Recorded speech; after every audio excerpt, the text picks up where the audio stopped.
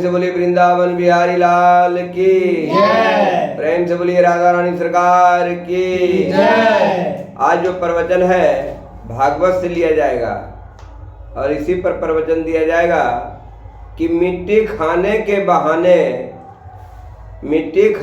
बहाने यशोदा जी को श्री कृष्ण द्वारा अपने मुख में ब्रह्मांड का दर्शन कराया। मिट्टी खाने के बहाने श्री कृष्ण ने यशोदा जी को अपने मुख में ब्रह्मांड का दर्शन कराया।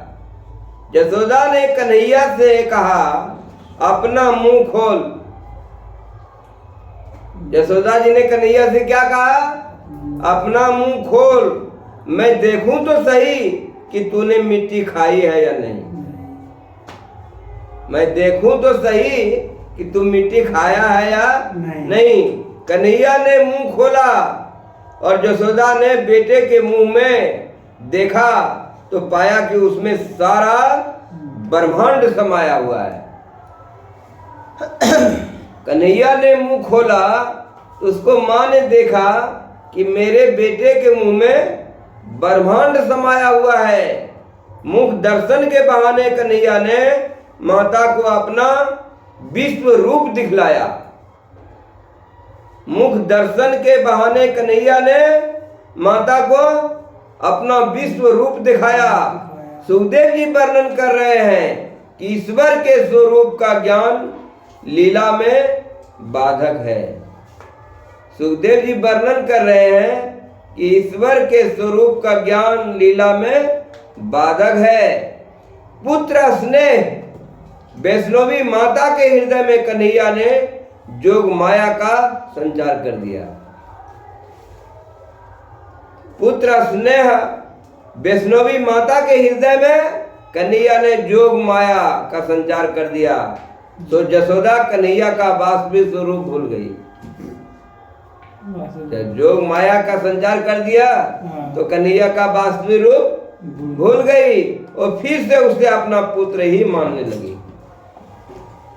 फिर से अपना पुत्र ही मानने लगी। पुतना ने बहुत से बालकों को वध किया था। पुतना ने बहुत से बालकों का वध किया था।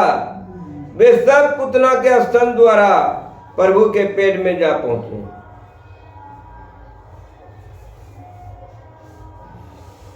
अभिलाष से संसर्ग में आए हुए जीवों का उद्धार सच्चे संतों के चरण रज के सिवाय हो ही नहीं पाता।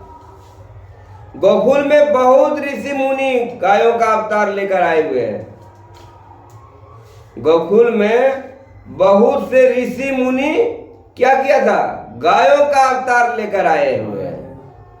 ऋषि मुनि जो है सो गाय का अवतार लिए हैं और गोकुल में अवतार लेकर के आए हुए हैं। उनके चरणों में रज मेरे पेट में जाने से भी सभी जीव मुक्त हो जाएंगे। जो मेरे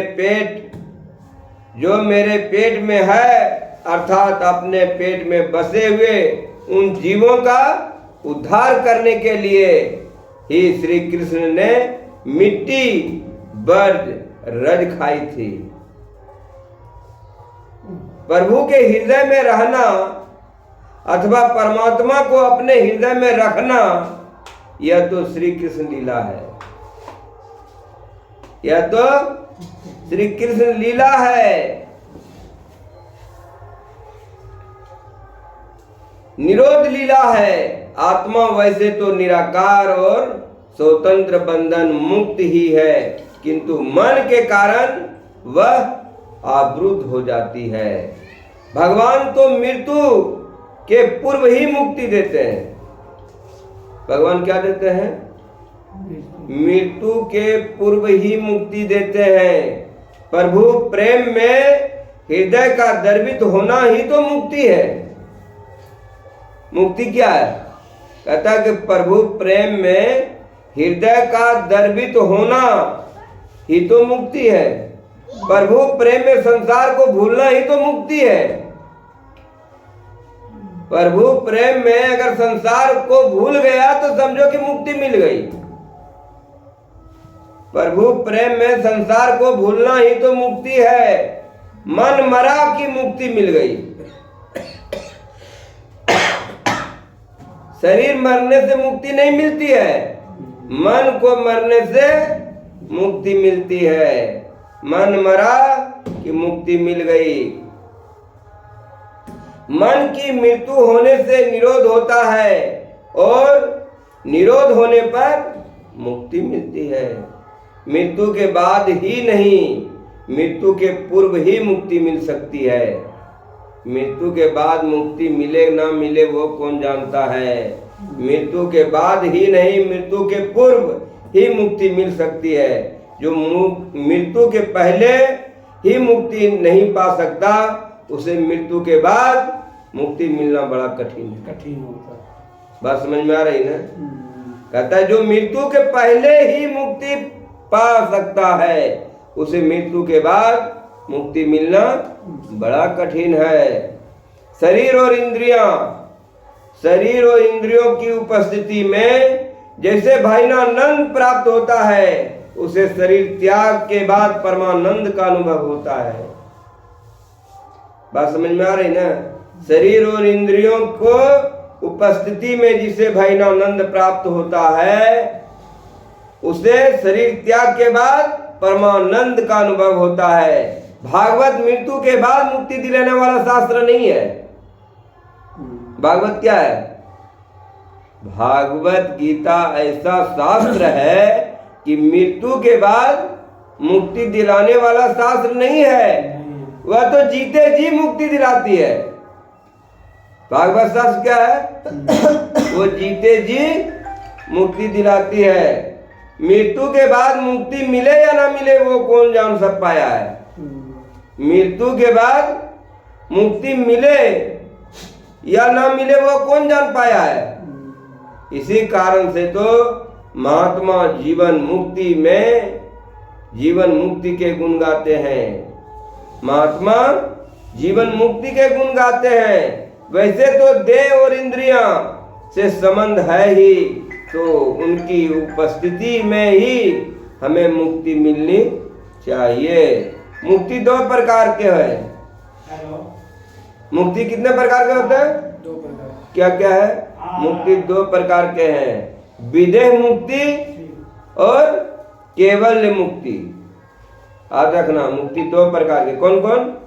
विदेह मुक्ति और केवल मुक्ति। कहता है पानी में रहकर भी कमल पानी से अलोपित रहता है। पानी में रहकर भी 24 घंटा पानी में रहता है कमल का फूल, फिर भी पानी से अलोपित रहता है। इसी तरह ज्ञानी पुरुष भी संसार में रहते हैं। ज्ञानी पुरुष संसार में रहते हैं, किंतु अलोपित भाव से रहते हैं। जिस तरह कमल पानी में रहकर भी अलोपित भाव से रहते हैं, उसी तरह ज्ञानी पुरुष संसार में रह करके भी अलोपित भाव से रहते हैं। जगत देखा न जाए, इस हेतु से ज्ञानी पुरुष आंखें बंद करके बैठे रहते हैं।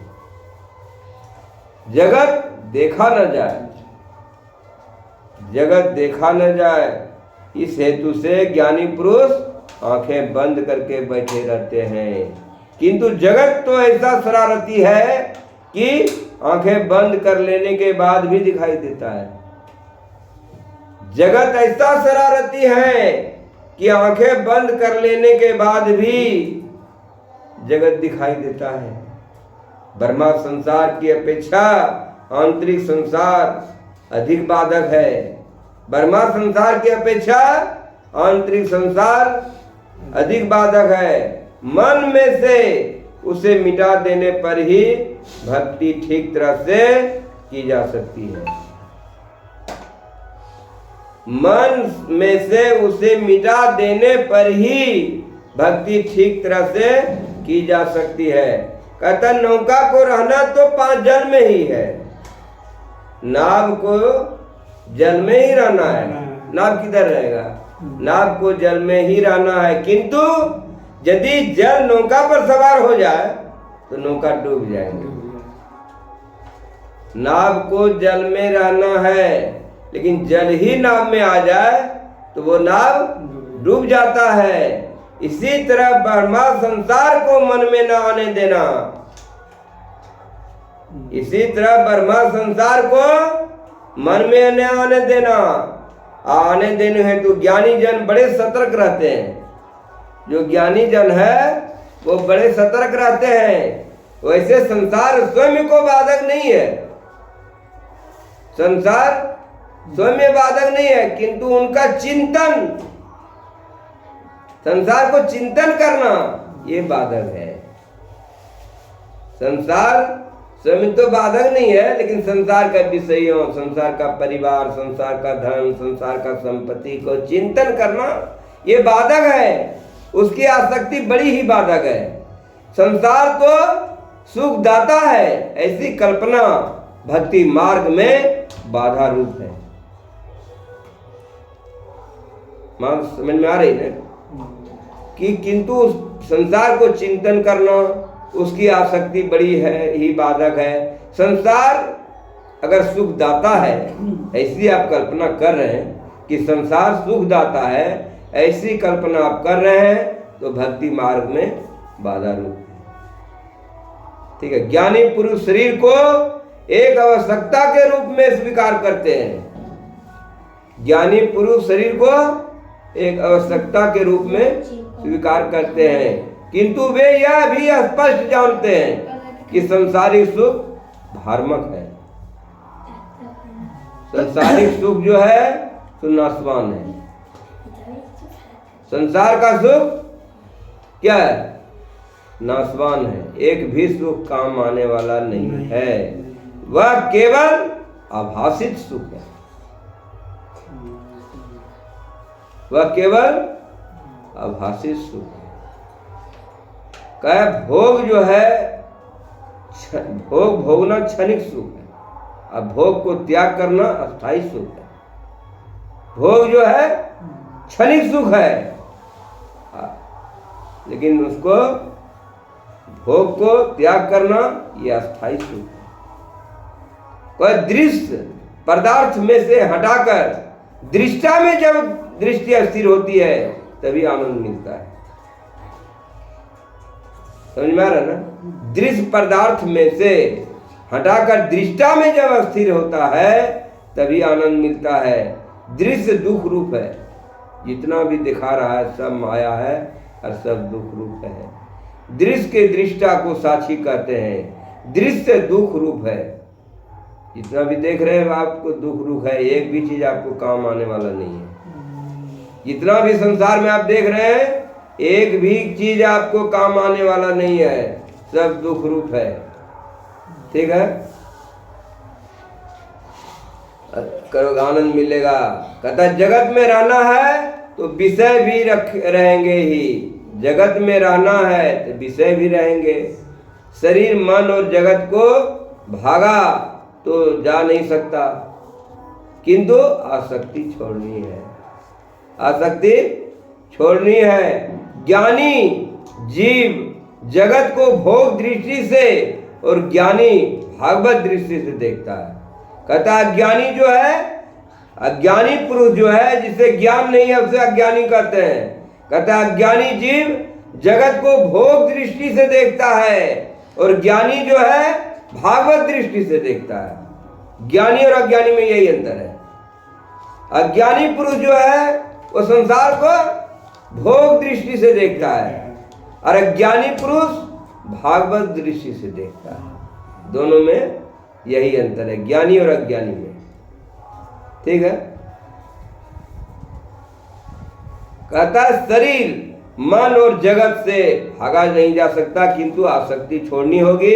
अज्ञानी जीव जगत को भोग दृष्टि से देखता है, अज्ञानी भागवत दृष्टि से देखता है। माया का अर्थ है, माया का अर्थ क्या है? माया का अर्थ क्या है? कहता माया का अर्थ है लौकिक नाम रूप में आसक्ति। भक्ति का अर्थ है अलौकिक नाम रूप में आसक्ति। कहता भक्ति मार्ग में भावना और श्रद्धा के बिना सिद्धि मिल नहीं पाती है। भक्ति मार्ग में क्या जरूरत है? भक्ति मार्ग में भावना और श्रद्धा के बिना सिद्ध नहीं मिल पाती है। श्रद्धा है तो आज हम लोग यहाँ आए, श्रद्धा नहीं होता तो हम लोग यहाँ नहीं आते।